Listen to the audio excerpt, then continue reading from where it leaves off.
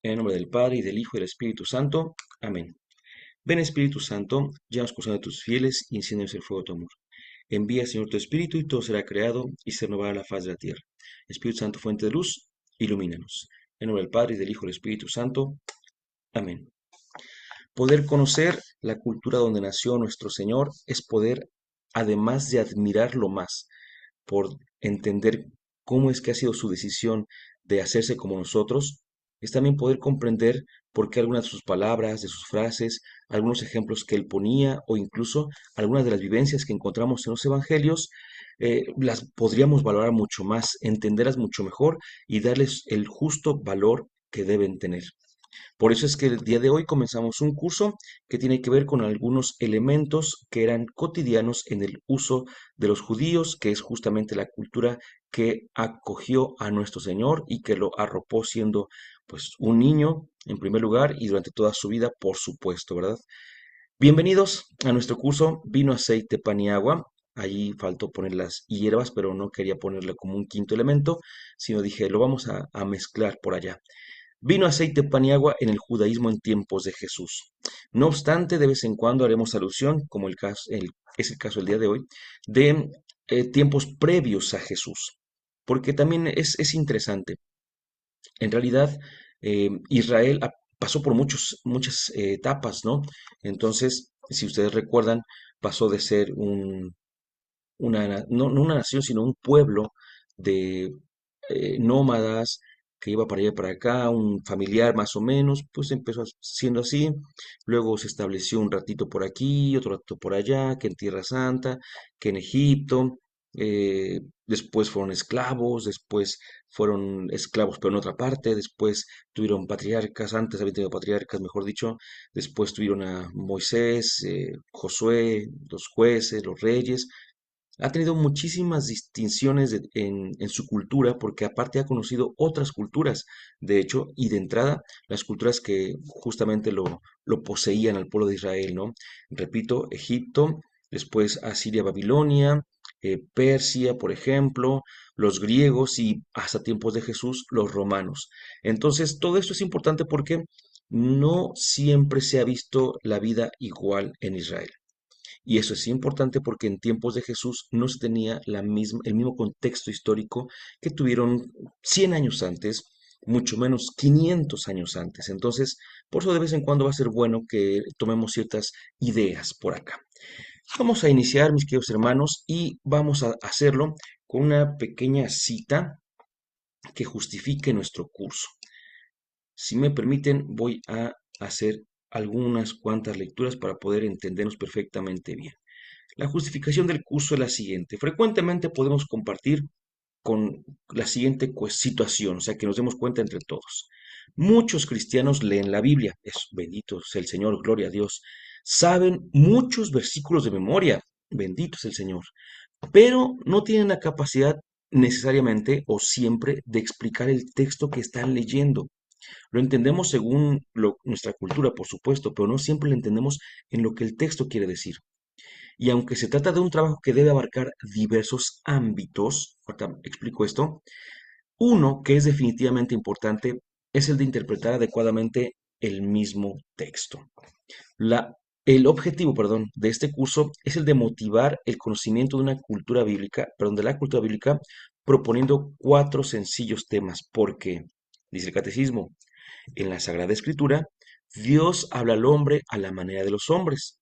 Por tanto, para interpretar bien la Escritura es preciso estar atento a lo que los autores humanos quisieron verdaderamente afirmar, no lo que uno cree que afirmaron, y a lo que Dios quiso manifestarnos mediante sus palabras. Y aquí viene este numeral del catecismo que yo amo y dice, para descubrir la intención de los autores sagrados, es preciso tener en cuenta las condiciones de su tiempo y de su cultura, los géneros literarios usados en aquella época, las maneras de sentir, de hablar y de narrar en aquel tiempo, pues la verdad se presenta y se enuncia de modo diverso en obras de diversa índole histórica, en libros proféticos o poéticos, o en otros géneros literarios. Esa cuestión de las maneras de sentir, de hablar y de narrar en aquel tiempo, ¿no? Tener en cuenta las condiciones de su tiempo y de su cultura. Por eso es que si nosotros no conocemos absolutamente nada de la cultura de nuestro Señor, no es que vaya a ser una lectura en vano la de la Biblia, no es que no vayamos a ganar nada al leerla sin estas indicaciones, pero definitivamente no vamos a disfrutarla, a saborearla como podríamos hacerlo conociendo unas cuantas cuestiones. Baste darnos cuenta que en ocasiones, haciendo simplemente una lección divina, por ejemplo, o en alguna homilía, se dice un dato, por muy pequeño, que a ti te ilumina tanto que te emocionas por ese texto que estás leyendo. Entonces, valoremos pues justamente aquello que nos ayuda a encontrar la cultura de la escritura. Aprovecho justamente porque para recordarles que en este canal tenemos por ahí varios temas que hablan de la cultura, en particular uno que hablamos hace poquito acerca de la cuestión antropológica, ¿verdad? Para poder hablar de la escritura. Si se acuerdan, las manos, los pies, el corazón, ¿qué significaba para el judío? No para nosotros, para el judío. Entonces, al entender eso, podríamos entender por qué el Señor decía alguna frase o en la escritura se lee algún texto donde se habla de esto. Y entonces, en ese momento que hablábamos de esta cuestión antropológica de la Biblia, pues nos iluminó muchísimo. Y fueron, si no me equivoco, 2 meses, es decir, 8 temas aproximadamente, que tratamos este punto, además de los temas que hemos compartido de manera ordinaria. Así que creo que podemos decir que es muy bueno, no tan solo necesario, porque pues de que lo es, obviamente que lo es, ¿no? Pero que es muy, muy bueno tener como punto de partida la cultura. Pero, ¿qué es la cultura? Bueno, vamos a presentar tres definiciones. Primero, una definición del diccionario de la RAE, que además de que dice que cultura es sinónimo de civilización, la define como el conjunto de modos de vida y costumbres, conocimientos y grado de desarrollo artístico, científico, industrial en una época, en un grupo social, etcétera. Aquí, por ejemplo, para poner un caso muy paradigmático, pues recordamos que hay lugares que han estado habitados por diversas culturas. Es decir, tenemos, por ejemplo, por poner un caso, ¿no? Uno que traigo ahorita como que muy, muy al momento, y es en la región que hoy no se llamaba así en su momento, no le llamaban así ellos, Mesoamérica, pues creo que recordamos que hubo varias culturas. Y en el centro de nuestro país en particular, en el mismo lugar, geográficamente hablando, dependiendo de la época, eran culturas distintas. Por eso dice que este conjunto de modos de vida y costumbres puede variar de época en época. Lo mismo pasa en la Biblia. La ciudad de Jericó, que se menciona en tiempos de Josué, que es el clásico con las murallas de Jericó, no es la misma ciudad de Jericó, bueno, geográficamente sí, por supuesto, ¿no? Pero no es la misma cultura con la que se encuentra Jesús en su tiempo. Han pasado ya pues 13 siglos aproximadamente desde Josué hasta Jesús y ya no es la misma Jericó. Entonces, ese es un punto. El grupo social, pues igual, ¿no? A pesar de que Tierra Santa es Tierra Santa, decimos para todos es lo mismo, pero no es lo mismo Tierra Santa del norte que la parte sur de Tierra Santa. No es lo mismo los Galileos que los de Judea, ¿sí? Entonces ahí también hay diferencia. Por eso la cultura es importante entenderla en este punto de la época, de la historia, de la fecha y en este otro punto de los grupos sociales. La UNESCO también nos comparte una clásica definición de cultura. Conjunto distintivo de una sociedad o grupo social en el plano espiritual, material, intelectual y emocional comprendiendo el arte y la literatura, los estilos de vida, los modos de vida común, los sistemas de valores, las tradiciones y creencias. Bueno, ahí tenemos otra definición de cultura. Y una última, que esa tiene que ver con nuestra iglesia. Dice ahí, Gaudium et Spes es un documento del Concilio Vaticano II, eh, y en este documento, justamente en el numeral 22, ahí se recuerda que Jesús, nuestro Señor, pues vivió como todo hombre, que pensó como pensamos los hombres, que trabajó como trabajamos los hombres, que caminó, que se crió como nos criamos los hombres. El número 22 es una belleza porque dice algo que a veces nos cuesta mucho aceptar, pero es eso. Y ahí también dice una definición de la palabra cultura. Dice, con la palabra cultura se indica en sentido general todo aquello con lo que el hombre afina y desarrolla sus innumerables cualidades espirituales y corporales. Procura someter el mismo orbe terrestre con su conocimiento y trabajo. Hace más humana la vida social, tanto en la familia como en toda la sociedad civil, mediante el progreso de las costumbres e instituciones. Finalmente, la cultura a través del tiempo expresa, comunica y conserva en sus obras grandes experiencias espirituales y aspiraciones para que sirvan de provecho a muchos e incluso a todo el género humano. Entonces, vean cómo es todo el contexto, ¿no? Saber la cultura es ir descubriendo por qué somos como somos también, ¿no? Antiguamente decíamos una frase que el día de hoy ya no quiero repetir de una manera tajante, pero cuando la decíamos, lo hacíamos con buena intención. Decíamos que la primera cosa por la que somos cristianos, ustedes y yo en general, es por el lugar en el que nacimos. Es la primera cosa, ¿no? Obviamente ya después viene el encuentro personal con su decisión personal, pero de momento podríamos afirmar que la primera cosa por la que somos cristianos es porque nacimos aquí, puesto que si hubiésemos nacido en un país asiático, por ejemplo, difícilmente seríamos cristianos de entrada. Pero bueno, entonces, para que es un ejemplo simplemente para decir qué tan importante es justamente la cultura. Así que ya después de que hemos enfatizado el valor del contexto cultural, vamos con nuestro primer tema que es el vino en la Biblia. Es, créanme, un temazo.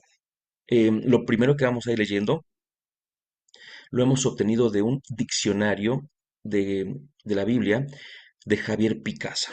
Es un señor diccionario. Picasa es un eh, pues biblista español. Antiguamente era mercedario de la Orden de la Merced, vaya, pero después salió de esta orden, pero siempre se ha dedicado. Y ese hombre vive para los libros, de verdad. Yo no sé cómo es que puede leer tanto, ya está bastante grande, por supuesto. No sé cómo es que puede leer tanto, cómo es que puede escribir tanto, sí de cuestiones en primer lugar, así como que rápidas de la Biblia, pero luego tiene unos textos increíbles, unos estudios fabulosos y también de filosofía, porque tiene especializaciones en filosofía y en teología, bíblicamente hablando. Entonces, lo primero es tomando como punto de partida este gran diccionario de la Biblia de Javier Picasa, ahí vamos a empezar.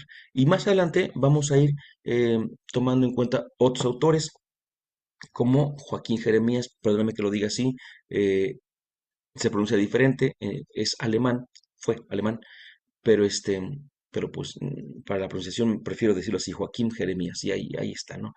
Otro, Luis Alonso Shekel, un jesuita español, también ya falleció, biblista muy bueno, de mucha divulgación, vaya, excelente. Y otro más que utilizamos por allí, ¿quiénes eran? ¿Quiénes eran? Tomás Parra Sánchez, que es otro biblista, él es mexicano, y creo que nada más. Em, Me suena a que era otro, pero si no, ahorita vemos quién me falta. Shekel, Para Sánchez, Joaquín Jeremías y pues creo que no me acuerdo el otro. Ahorita veremos, ahorita veremos. El vino en la Biblia. Vamos, está buenísimo este asunto, ¿eh? Judaísmo y cristianismo, porque recordemos que la cuestión judía era referente sobre todo al Antiguo Testamento y la cuestión cristiana es la referente al Nuevo Testamento. Y sí hay unas mínimas diferencias, pero ahí están. Vamos. En la cultura judía, el vino constituye con el pan y el aceite, ya ven por qué también los puntos importantes, el signo básico de la sacralidad y la abundancia de la tierra prometida, apareciendo como uno de los elementos fundamentales de las ofrendas del templo. No sé si ustedes recuerden, por ejemplo, cuando se decía una tierra que mana leche y miel, ¿no? Entonces, cuando se hacía referencia a la tierra santa, a la tierra prometida, entonces esa era una expresión, la tierra que mana leche y miel, pero había otras expresiones que usaban justamente o hacían uso del recurso del pan, el aceite y el vino. El vino, aquí está fíjese cómo Javier Picasso lo pone desde el principio y nosotros lo vamos a retomar al final también.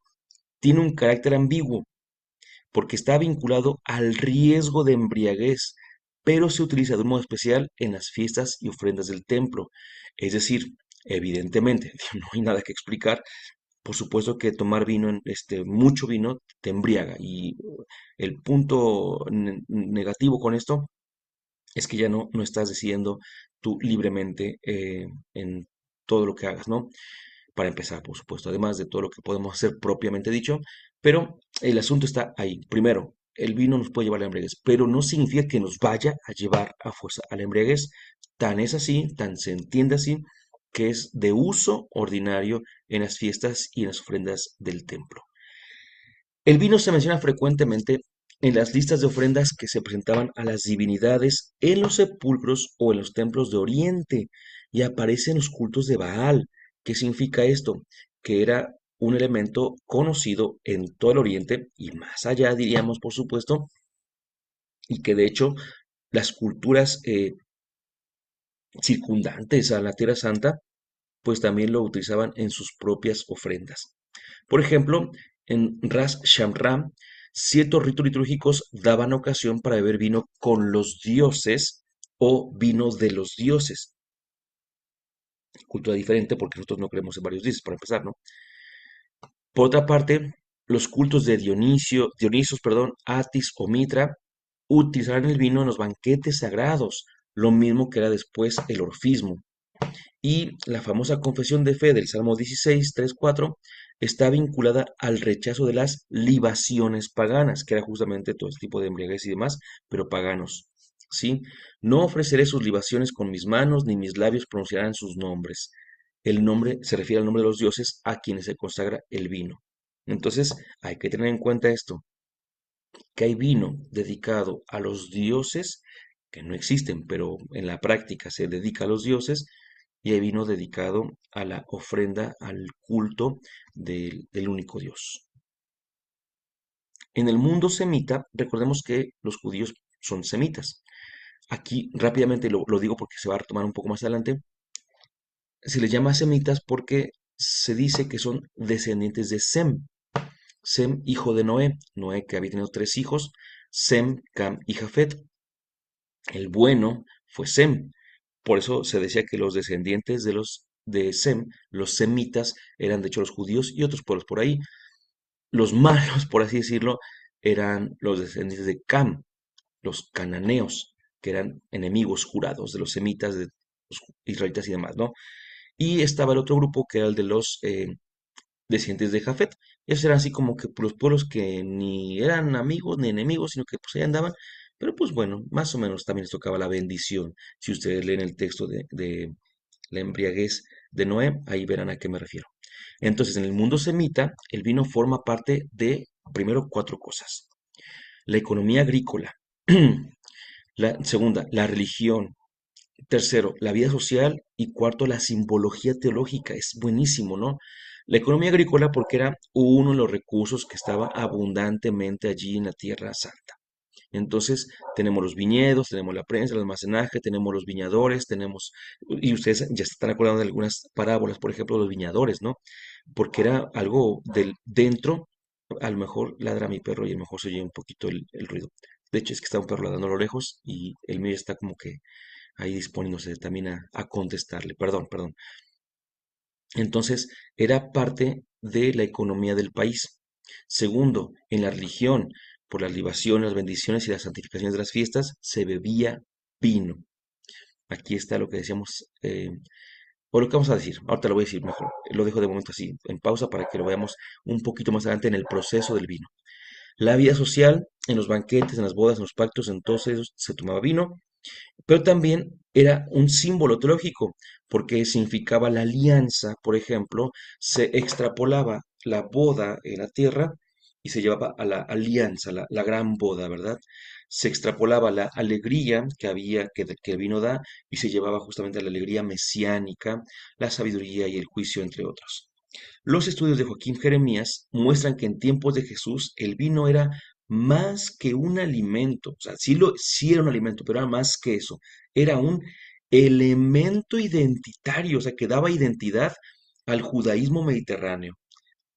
Como decían, a ver, el día de hoy, por ejemplo, el día de hoy, por ejemplo, voy a poner un ejemplo que no es exacto, pero que nos da la idea.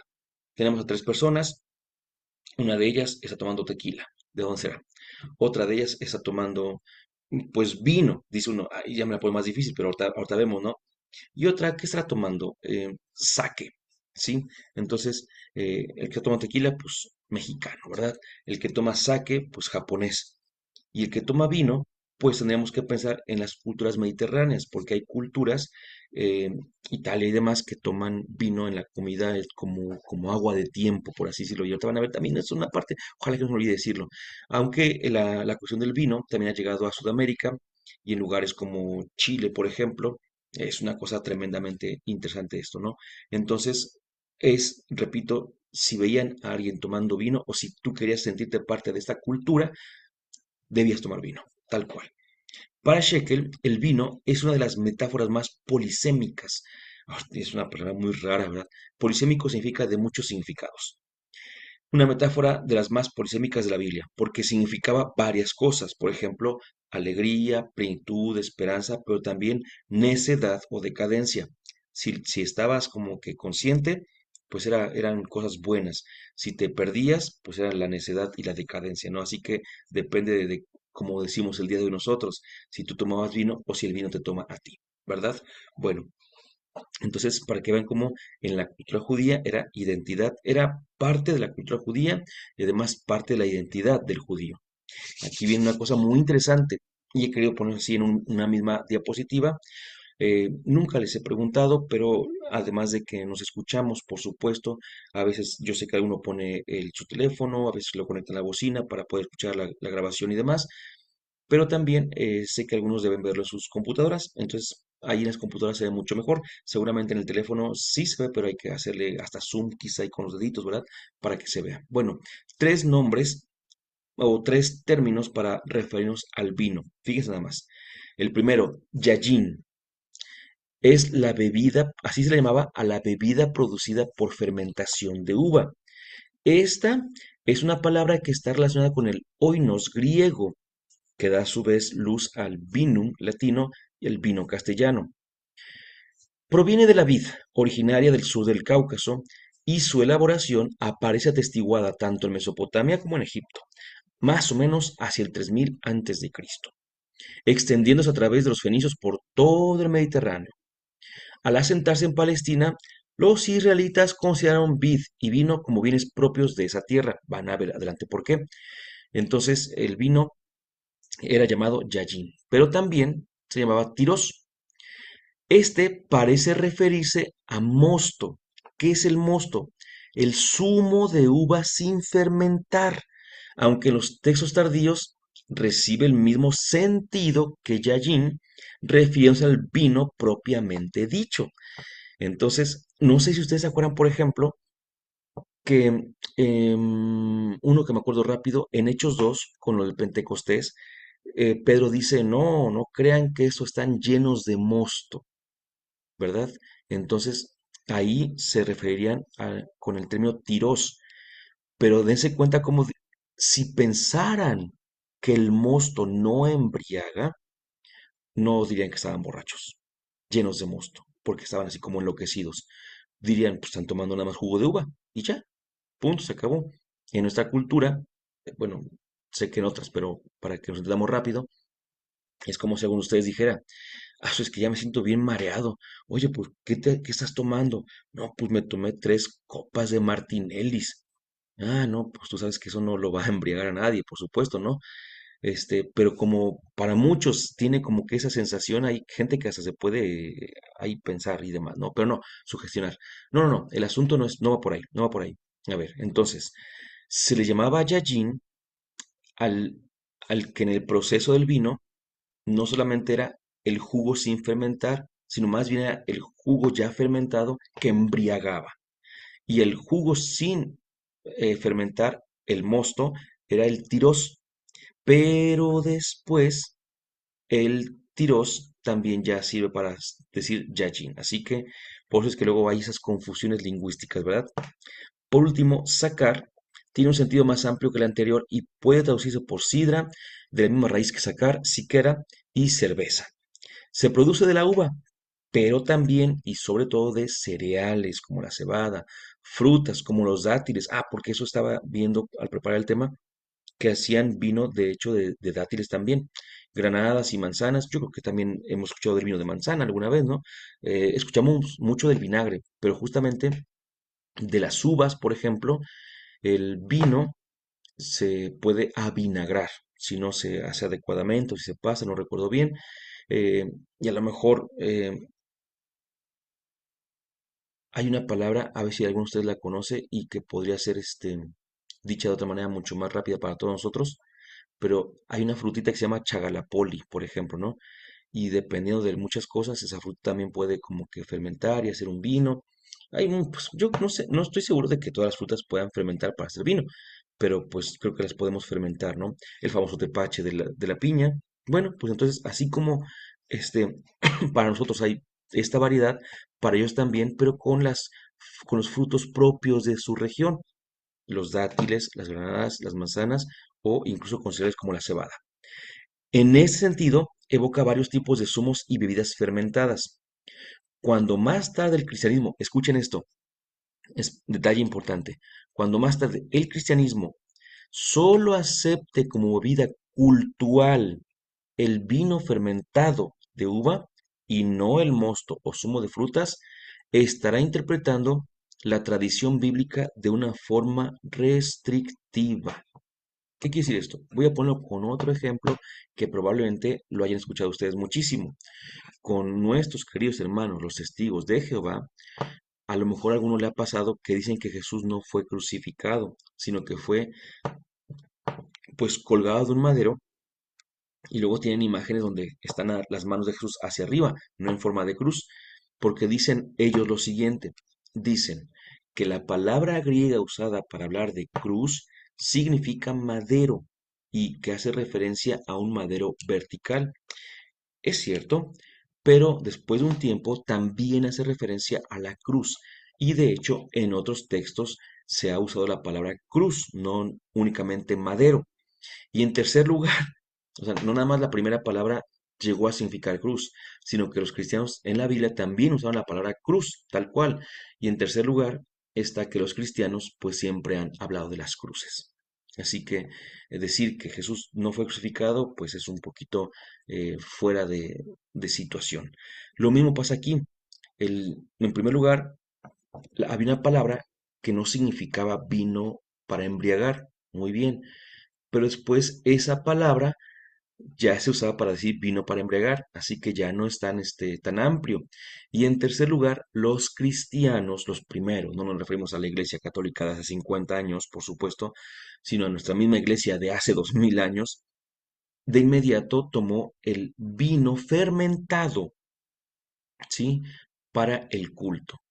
Así que no es una cuestión nueva, sino que desde la más antigua tradición se utilizaba el vino fermentado. Esto porque decíamos que algunos cristianos no católicos actualmente dicen que Jesús ni siquiera tomó vino, como entendiendo vino alcohólico, no vino fermentado, sino que habría tomado jugo de uva nada más.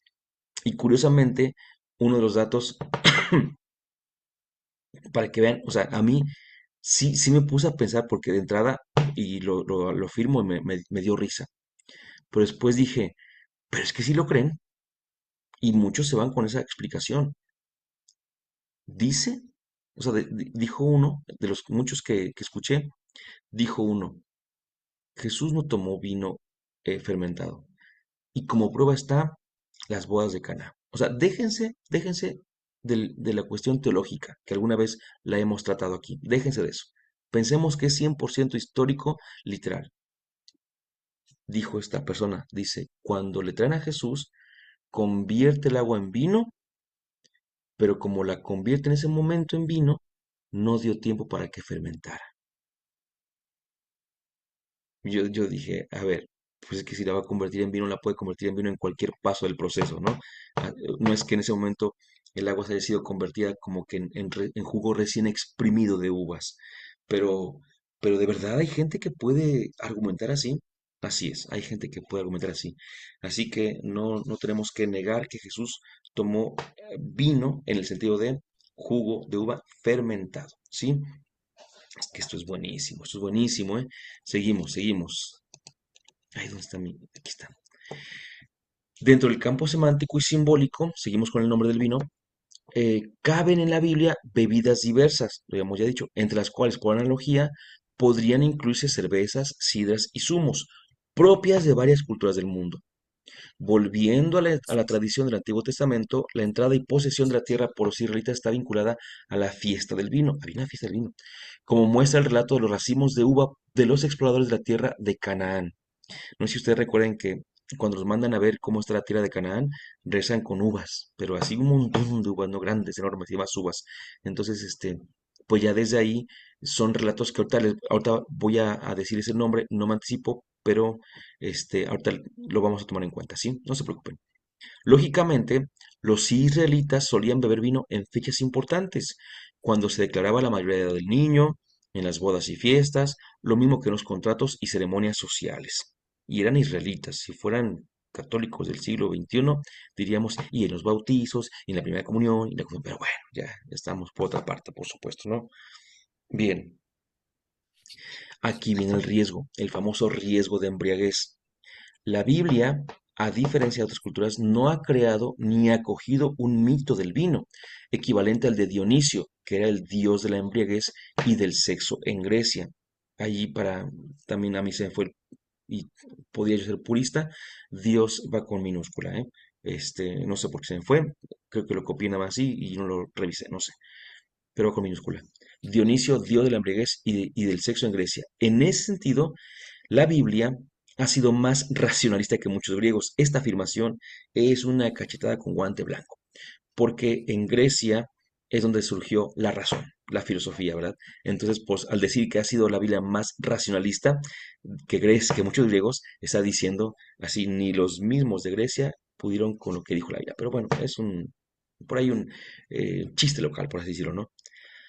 Los israelitas celebran al vino, pero no lo ensalzan ni adoran como expresión de lo divino. Por eso hay mitos griegos y de muchas otras culturas, pero aquí se mencionan los griegos, que hablan de que el vino tiene que ver con lo divino como tal, ¿no? Así tal cual. Pero la Biblia dice, no tenemos por ahí nosotros un camino que seguir. A pesar de ello, y aquí viene el tipo que decía hace ratito, han transmitido algunos relatos etiológicos. Ahora te explico de tipo irónico, moralizante o crítico, que deben situarse en el entorno de las fiestas del vino y que pueden orientarnos en la línea de la embriaguez y del riesgo de la bebida.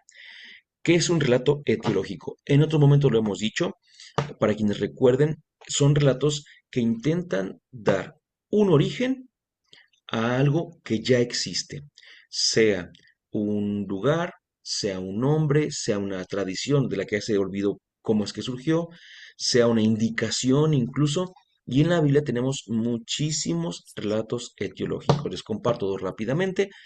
El primero y más sencillo es el de la estatua de sal en la que se convirtió la esposa de Lot. ¿Se acuerdan? Eh, para quienes tengan la Biblia de Jerusalén en este momento, si no, pues luego lo pueden revisar o le pueden poner pausa si es que están viendo el video en YouTube. Vayan a buscar el libro de Génesis, se me fue el capítulo, es como 19, si no me equivoco. Busquen Génesis 19, más o menos 18, 19, cuando vienen los Sodoma y Gomorra y se acuerdan que van saliendo de las ciudades y la esposa de Lot voltea y queda convertida en estatua de sal. Bueno, ahí en las notas de la Biblia de Jerusalén dice que se trata de un relato etiológico porque en los tiempos en los que se escribió ese texto había varias formaciones salinas que muchas veces asemejaban figuras humanas. Y entonces alguien dijo, ¿y por qué esta parece una estatua de una mujer de sal? Y alguien dijo, ah, bueno, y empezó a contar una narración para poder darle razón, origen a esa estatua, pero que además tuviera una enseñanza, ¿verdad? Entonces, No nada más se trata de decir, y esta es la leyenda de por qué está así, ¿no? Porque diríamos hoy las leyendas, oye, ¿y por qué ese cerro está como partido? Ah, cuenta la leyenda y contamos una leyenda para que resulte que el cerro está partido, pero pues evidentemente no es eso, una leyenda. En este caso, los relatos etiológicos surgen justamente como leyendas, pero que cambia a relato etiológico porque intenta también dar una enseñanza, ¿ok? Entonces, esos son.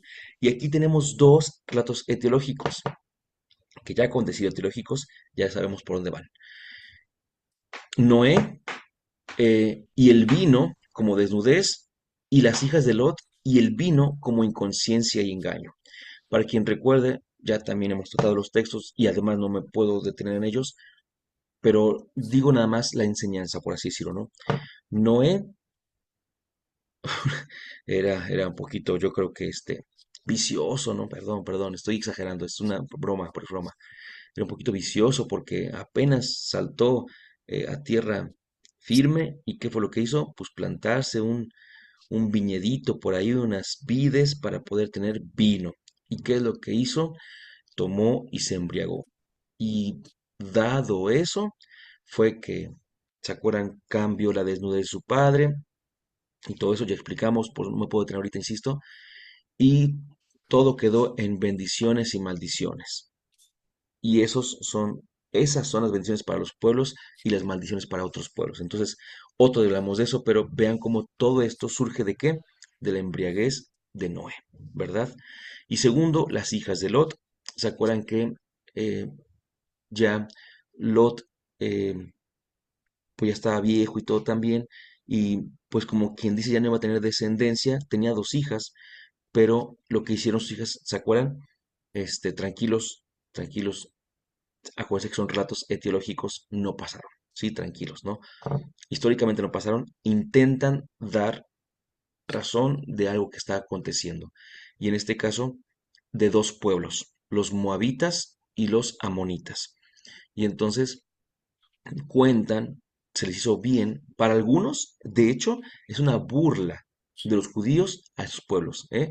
Biblistas, por supuesto, no para mí, que no, yo no soy biblista, sino que para algunos biblistas es una burla del escritor judío a esos pueblos, porque dice que emborrachaban a su papá y tenían relaciones con él, y que una fue la hija de Amón y otra de Ben-Amí, y entonces fue que en ese sentido les surgieron sus pueblos descendientes de esos hijos de que nacieron de una borrachera. Así que hay que tener cuidado con las embriagueces porque pasarse de copas está bastante mal. Rápidamente, el vino en el Antiguo Testamento. A. Origen, cultivo y valoración. Esto es lo que les decía. ¿Por qué también los judíos lo tomaron como suyo? Porque Israel es geográficamente ideal para la vid. Las laderas, el clima mediterráneo, las lluvias estacionales, todo eso hacen que en Israel la vid se diera, vaya, uf, como si de veras, ¿no? Yo pongo un ejemplo que tiene que ver con lo que yo conozco, que es de los peces, y por ejemplo hay lugares que yo digo, ¿cómo pueden tener, criar tantos y tantos peces que a mí me gusta mucho, los peces beta? ¿Cómo pueden criar tantos y tantos y tantos? Pues resulta que los peces beta son asiáticos, son del Golfo del Siam, Tailandia, por así decirlo, ¿no? Pero allá el clima es tropical. Entonces aquí en Jalapa, a los jalapeños que queremos como que criar peces beta nos cuesta mucho, porque aquí se vienen los fríos a cada rato y eso no es bueno. Y es que estos que les digo que crían y crían muchos, además de obviamente sus lugares de origen, aquí en México son en Oaxaca, en regiones como Oaxaca, Zacatepec e incluso Veracruz, por supuesto, ¿no? Que tienen climas muy parecidos al original y obviamente dices, no son de aquí, pero pareciera que son de aquí esos peces porque se reproducen como si de veras. Pues justamente lo mismo pasa con la vid. A lo mejor hay muchos tipos de uva, muchos, pero había unas que quedaban perfectamente para la zona de Israel. La viticultura aparece desde la edad del bronce. Vemos ahí algunas presas rupestres y tinajas en Canaán. En la Biblia, el vino es una bendición agrícola que manifiesta la fidelidad de Dios. Vemos el Deuteronomio 11:14 y Proverbios 3:10. El vino es parte de la promesa de prosperidad, entonces. Dará lluvia a tu tierra y recogerás tu trigo, tu vino y tu aceite. O sea, tú que estás en sequía, vas a ver que va a llover. Y entonces, como signo de que te estoy bendiciendo, ¿qué vas a tener? Trigo, vino y aceite. Y ahí están tres temas que vamos a ver, ¿verdad? El trigo, del cual va a salir el pan, el aceite y el que estamos viendo ahorita, el vino. El proceso de producción. Autores como Picasa, Javier Picasa y Parra Sánchez explican que la elaboración del vino incluía: uno, la vendimia a mediados de septiembre; 2, el pisado del fruto en lagares tallados en piedra. Por ahí viene una imagen detrás, hay un reto más, ¿no? 3, el primer mosto que fermentaba espontáneamente. 4, la fermentación prolongada en jarras o ánforas. Eh, en estas jarras o ánforas se metía para que se fermentara, pero se les hacía un pequeño huequito para que no explotara, ¿verdad? Para que salieran los gases, pero para que no se escapara del todo, pero sí para que no reventara. Y a veces se producía vino cocido o jarabe de uva para preservarlo. El consumo sin diluir era raro en el judaísmo, considerado incluso bárbaro, y podríamos ver el testamento de los 12 patriarcas. Dos cosas: ¿qué es consumo sin diluir? Bueno, más bien lo voy a decir en positivo: el consumo diluido. Al vino se le agregaba agua, ¿ok? Uno. Dos, ¿qué es el testamento de los 12 patriarcas? Un texto, por así decirlo, de rápido, que es conocido de la antigüedad, pero que no es del canon bíblico, del Antiguo Testamento, justamente. Y aquí quiero decirles una cosa.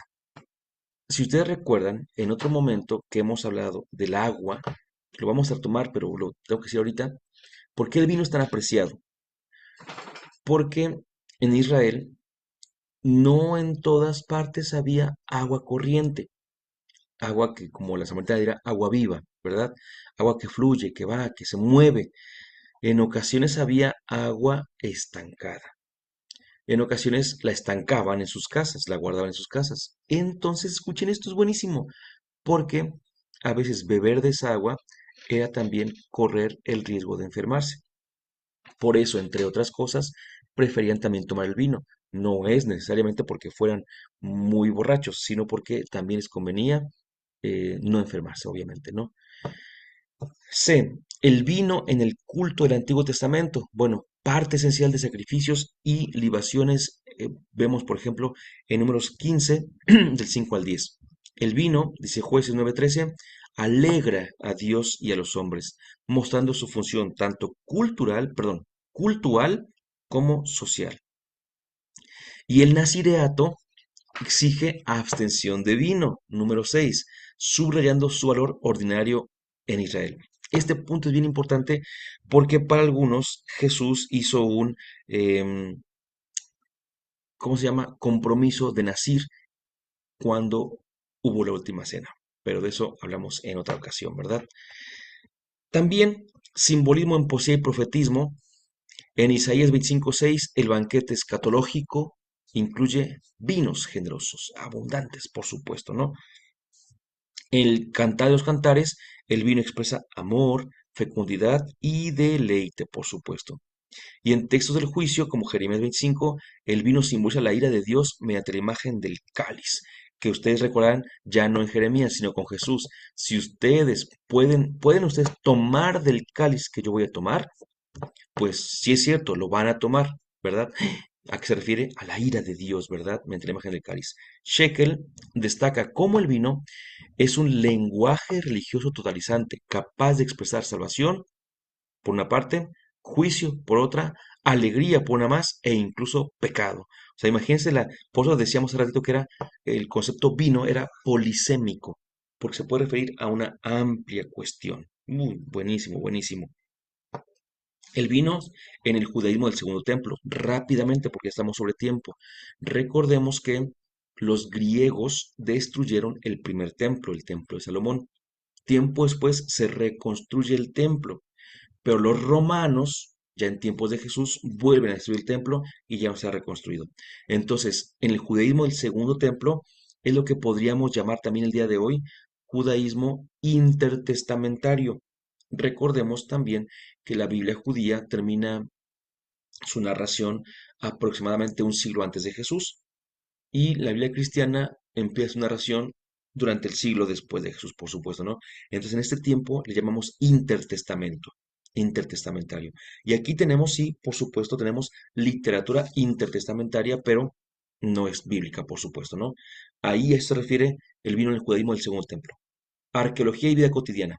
Hallazgos en Qumran, el famosísimo Qumran, Galilea y Judea muestran prensas grandes para producción comunitaria, o sea, no para una producción casera únicamente familiar, sino comunitaria.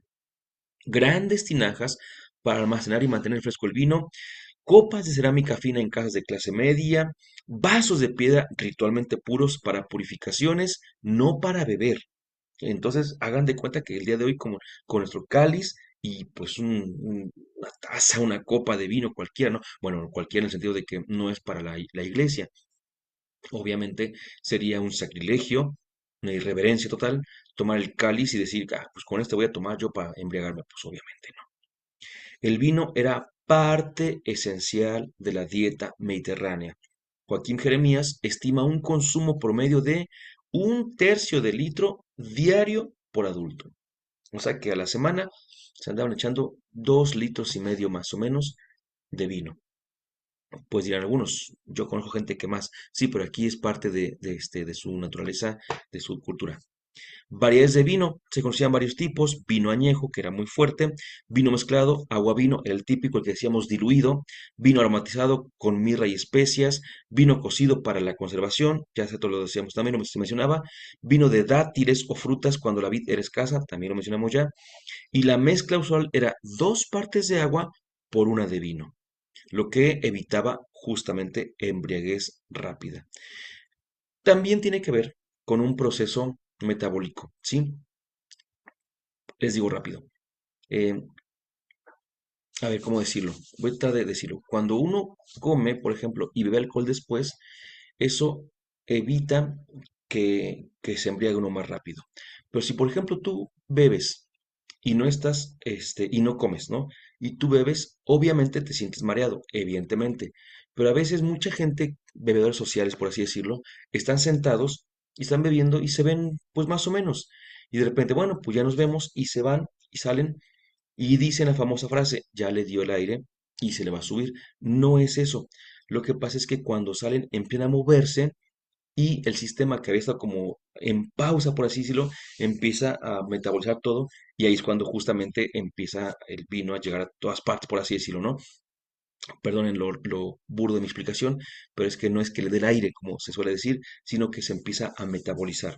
Entonces, a eso nos referimos. Por una parte está la cuestión material de que mientras más agua, menos vino, pues menos se te sube, por así decirlo, una expresión nuestra se te sube, este, pero también esa cuestión metabólica, ¿sí?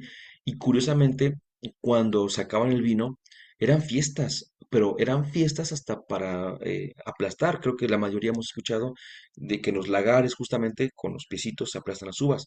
Pues esos cuates hacían, esos amigos, estos hermanos, ¿verdad? Hacían fiestas y hacían bailes, y mientras bailaban iban pisando. O sea, no era nada más así como que, a ver, voy a pisar, voy a pisar. No, aquí estamos en la fiesta y la fiesta misma producía el vino. Es importante porque de hecho hasta un tema podríamos sacar de allí, ¿verdad? Ya casi para terminar, el vino en el Nuevo Testamento. Primero, Jesús y la cultura del vino. Jesús participa de banquetes, para empezar, ¿verdad? Que son símbolo de comunión y reino. Joaquín Jeremías demuestra que los banquetes eran momentos intensos de enseñanza rabínica. Y perdonen, nos es imposible eh, comparar con nuestra cultura, porque ven que muchas personas cuando se ponen a beber se vuelven más filosóficos, ¿verdad? Y decimos, no, este ya se le subió porque mira, todo lo que está diciendo, ya quítenlo, justamente, pero vean cómo desde acá también vemos que, por eso es imposible no compararlo, eran momentos de intensa enseñanza rabínica. En Caná, Juan 2, el vino abundante simboliza la era mesiánica, lo recordamos, ¿verdad? El vino abundante. Jesús no crea cualquier vino, sino uno excelente y tardío, o sea, ya bastante madurado, no como aquel que decía que dijo que era mosto porque lo acaba de convertir. Bueno, en la última cena, el vino de la Pascua judía se convierte en sangre de la nueva alianza. Y esto es bellísimo, de verdad que es bellísimo, de verdad. Cumplimiento también de las promesas del vino nuevo del reino. Y Piñero era el otro que me faltaba. Antonio Piñero era el que me faltaba. Piñero y Picasa destacan que Jesús interpreta el vino dentro de la hermenéutica judía del Éxodo.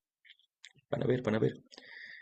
Y él no lo sustituye, sino que lo transfigura. Bodas de Caná. 6 tinajas. 6, número imperfecto. Tinajas de piedra. La piedra era el símbolo de la ley, porque la ley era dura y pesada. Y las tinajas de 100 litros cada una, más la tinaja en sí misma que era de piedra, 150 200 kilos por lo menos de cada tinaja. Entonces, ¿qué quiere decir esto? Y el agua era el agua para la purificación. Todo esto hace alusión a las leyes del Antiguo Testamento, a la ley del Antiguo Testamento, ¿no? A las purificaciones que se ponían, a todos los pesos que se le ponían a los judíos.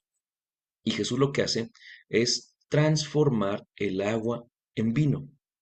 Y en alguna ocasión me habrán escuchado decir esta reflexión que yo, si no me equivoco, se la leí a Ansel Grun. Sí, a él se la leí. A, a este benedictino Ansel Grun. Bueno, pues él dice en una explicación que tiene, que cuando Jesús transforma el agua en vino, al ser 6 tinajas, queda un número imperfecto. El vino, que es el vino mesiánico, se ve imperfecto porque solamente hay 6 tinajas, falta una séptima tinaja. Y la séptima tinaja es Jesús, que transforma la sangre, su sangre, en vino. Y al decir que transforma su sangre en vino, no agua, sino su sangre en vino, pues rápidamente vamos a la Eucaristía. ¿Y qué tiene que ver esto con el Éxodo? Porque Moisés se quedó a la mitad. Moisés también transformó, también convirtió el agua, pero él la convirtió en sangre. ¿Se acuerdan? Cuando va con el faraón y de entre los prodigios que hace, una es que transforma el agua en sangre. Jesús hace un movimiento que transforma el agua en vino y su sangre en vino también. No se queda en la sangre de los sacrificios, sino que va al vino de la Eucaristía. Es una belleza el texto de las bodas de Cana y con esto entendemos mucho mejor. De verdad que lo entendemos mucho mejor. Y en la vida cristiana primitiva, Pablo evidentemente denuncia los abusos del vino en Corinto, ¿se acordarán ustedes? Porque algunos comían y bebían sin esperar a otros, déjate que no esperaran, se embriagaban, convirtiendo la Eucaristía en banquete desordenado. Francisco Varo, otro estudioso que tampoco lo mencioné, pero también lo hemos escuchado en otro momento, observa, el vino seguía siendo sagrado y necesario. Nunca se dijo, dejen de tomar vino porque están haciendo locuras, ¿no? Vamos a sustituirlo por otra cosa. No, siempre siguió siendo. Pero debía consumirse en unidad, nunca como exceso individual. Por eso digamos que es comunitario el asunto. Así que podemos finalizar nuestra exposición, perdón, haciendo este pequeñísimo resumen. Entonces, el vino en la Biblia, uno, no es accesorio, es vital para comprender el mundo religioso judío. Dos, expresa don, abundancia, bendición y alegría.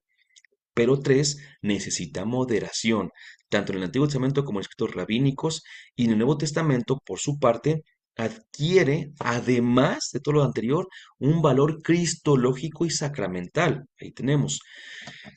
Asimismo, une el vino, la Pascua hebrea, con la nueva alianza. Imagínense qué belleza. Y por último, el vino simboliza comunión, perdón, alianza, reino y esperanza futura. Así que cuando se habla del vino en la escritura, no tenemos que entender únicamente así como una bebida como si tal y que no hay más allá de eso. Y si entendemos mejor eso, podemos entender por qué Jesús hablaba del vino y otros elementos, porque Jesús siempre está en esta cultura, pero hace que esta cultura sea sublimada. Como hay un principio en teología que dice que la gracia no anula la naturaleza, sino que la sublima, la transforma, la perfecciona. Pues de la misma manera, la gracia y Jesús mismo que se encarna y ahorita estamos preparándonos justamente para la Navidad, que es su nacimiento pleno, vaya en la encarnación plena, pues evidentemente podemos recordar eso, que Jesús no va a sustituir la cultura, no va a aniquilar la cultura, sino que la va a llevar a su perfección. Y el caso del vino es un caso paradigmático. Dulce Madre, no te alejes. Tú dices a nosotros no apartes. Ven con nosotros a todas partes y nunca solo nos dejes. Ya que nos proteges tanto como la de la Madre, haz bendiga el Padre, el Hijo y el Espíritu Santo. Amén.